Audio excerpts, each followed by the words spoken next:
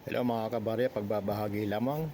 Meron tayong circulating commemorative coin 150th year anniversary Jose Rizal. Ayan po. At makikita niyo dyan yung mga detalye.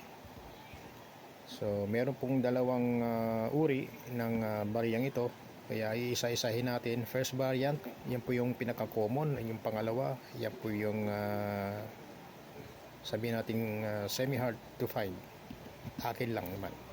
So ayan po yung pagkakaiba ng bawat isa, yung kanilang buhok, tsaka mata, ilong, bigote, at saka yung script na 150 years. Meron big at saka small. So ayan po, makikita ninyo tinuturo na ng mga munting kamay. Ayan po, marami pa namang sana akong may dadagdag, pero masyadong masyado kailangan natin pa ng i-focus para maunawaan. So maraming salamat po, nawa may napulot kayong dagdag kalaman patungkol sa dalawang naturang barya.